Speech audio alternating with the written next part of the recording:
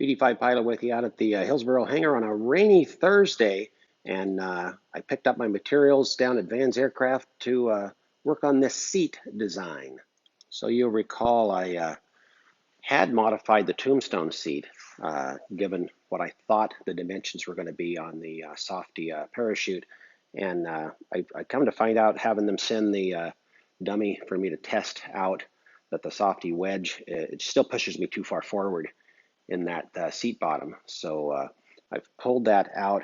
We've taken a lot of careful dimensions inside of here, and I posted some pictures on my Facebook page of the design I was working on. John Merrick out in Australia actually has a similar seat that he's using for the simulator he's building of a BD5 that uses an actual BD5 cockpit. I've been watching his progress, and that's a neat project. Well, over here on the old laptop, so here's a relic, an old Compaq R4000 that I'm running SketchUp Pro. This is version 2014 because that's the one that works with XP. So there's the seat design you can see. And what I've done with those dimensions is I've taken and made a little template up of the seat back. So I get the angles correct. So I know that when I make this, the size is going to be right. And the seat back is going to rest up against that backrest brace that I've got. The shoulder harness is attached into that piece of aluminum on the aircraft, and I want to make sure that's correct. The other handy thing about doing this on a machine like this is I can actually take and lay out what that sheet of aluminum is going to look like when I cut those pieces out. So the next thing I'm going to do is head over here to the workbench, and I've got my 40 thousandths aluminum laid out. I'm going to make some marks there and use the Sketchup to get the dimensions and cut out some of those first pieces. I'll make the side first, and then use it as a template to make the other side, and then start bending and forming. So watch out, I'll be back soon. So by utilizing this ability to take very precise measurements from our SketchUp Pro design, I can then translate that into the marks that I need to do these initial cuts and cut this piece out. And then there's some little radius corners to do, and then get to some folding after I use as a template to make the mirrored piece. And of course, I'm nervous about the folding. I want that to work right, because you make the wrong fold at the wrong time, you can't make the next fold. And that now becomes the template to use on the other side and cut out an identical piece from this end. All right, the two parts are now mirrored, and they're all marked.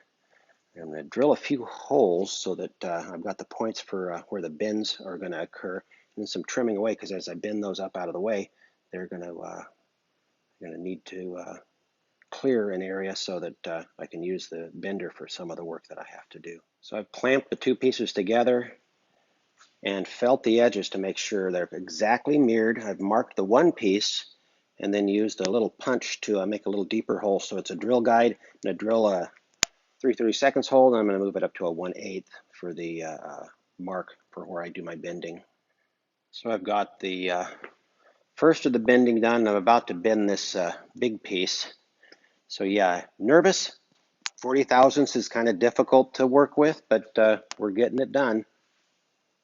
Wish me luck, and we'll see how well this idea of mine works to hold this camera.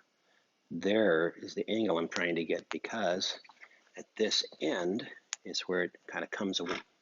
Oh, can't see it well. That's where it comes away. So I'll see if this stays in the edited version. There's one part done. These are the most difficult parts to make on this, and they do have to be mirrored so that the rest of the design works and it's not all off kilter. So now I'm going to bend the other piece, and then we'll get to work cutting the easier to work with parts. All right, both those are made, and we're on to the next set of parts. All right, now we have the seat back cut out and the bend put in it, and I'm about to pull it out of that brake, and then we'll clamp it onto these. If it's going to fit, we'll start drilling holes. All right, I have one side test fit now. Now to do the same thing to the other. I probably won't get done with the headrest until this weekend, but try to get the other side cleat on so we get an idea of how it's going to work. And there's the initial part of the shell constructed.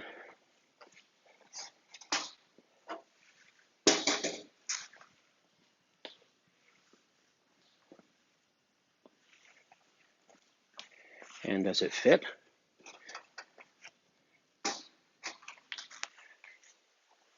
Well, that's where it's going to go, right? There, rest it down against those bolts there.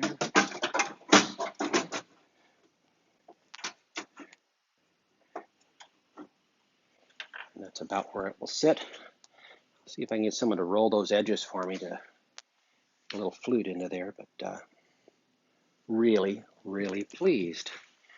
And the other question, no, I'm not going to try to hop in the plane with it incomplete. But shoot.